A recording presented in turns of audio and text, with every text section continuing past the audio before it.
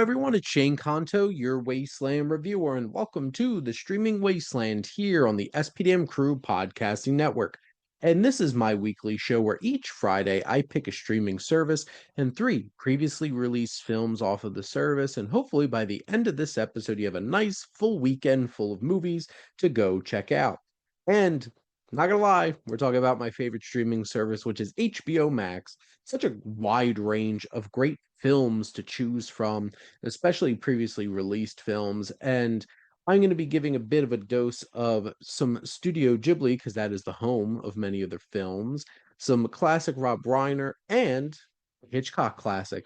Um, I'm going to be diving into every single Hitchcock over 60 weeks over on Welcome to the Wasteland on my YouTube channel. So, give a little bit of a recommendation of an early classic of his. But let's get started with our Ghibli film, which is from 1989, and this is Kiki's Delivery Service. And this is a film from Hayao Miyazaki, and talks.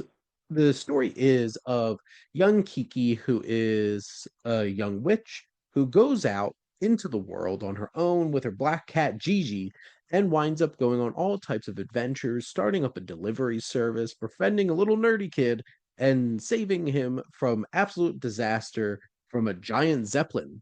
And this film is one of those types of films where it doesn't have like a hard, structured narrative. It's one of those types of films where we're just experiencing the world along with Kiki and on this selection of adventures that she winds up going on.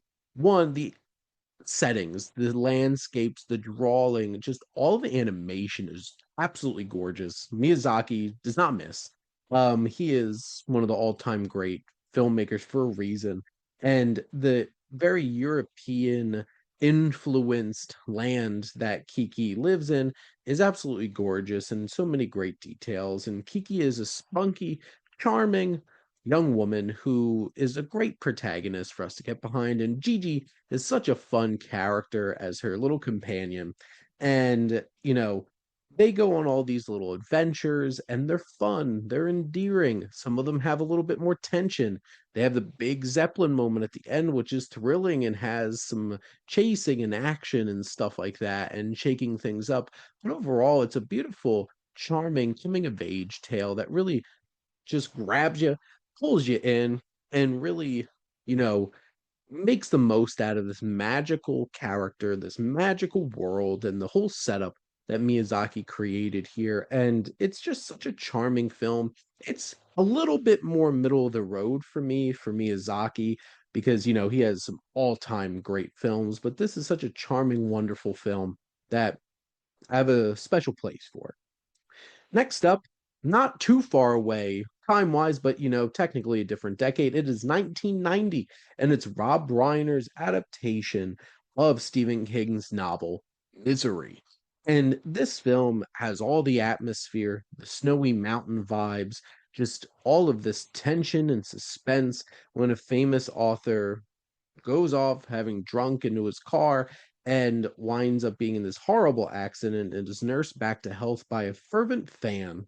And James Caan is the strong presence here as Paul Sheldon, this author who's bedridden, but it's Kathy Bates as Annie Wilkes, this obsessive fan that just absolutely blows you away. Her performance is incredible. It is iconic. She is one of the most intimidating characters, swinging from sweet and endearing to fiery and rageful. And just the performance that Bates gives is absolutely incredible.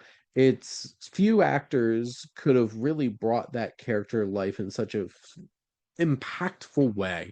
And you have the likes of Richard Farnsworth and Lauren Bacall thrown in there in supporting roles. And Rob Reiner just has such a great handle of storytelling. And this was part of that streak of films that he had in the 80s into the 90s that was like an all timer, along with the likes of Spinal Tap and The Princess Bride. And, When Harry Met Sally and A Few Good Men, and Misery was right in there. This horror thriller that is psychologically taxing, it is intense, and some horrific moments that really hit hard.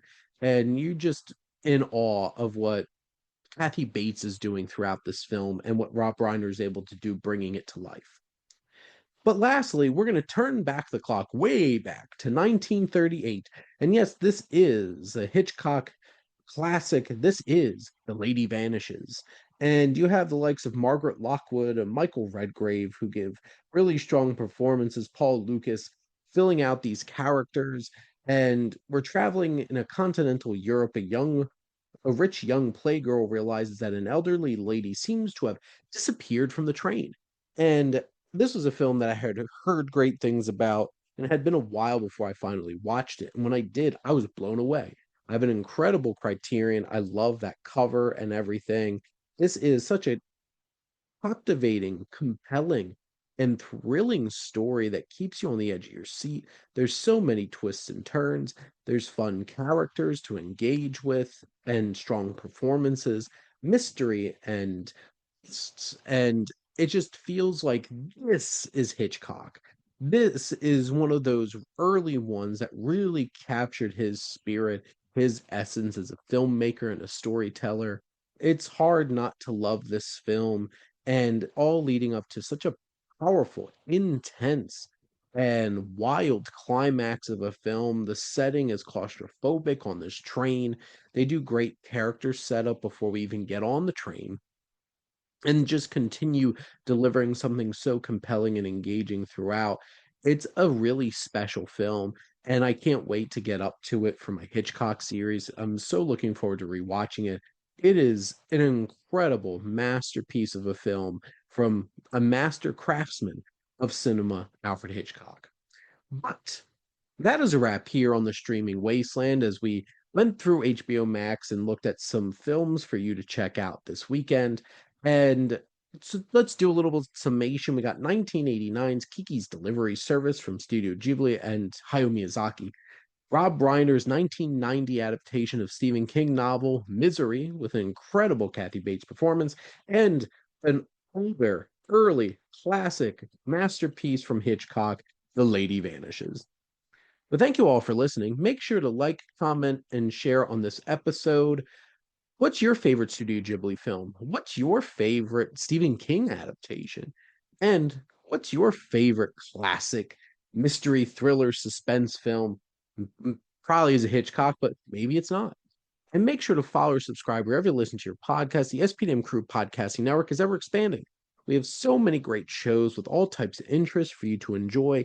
And if you want to be part of the crew, whether you're a guest on one of our shows or you want to host your own podcast, make sure to reach out to us on our website.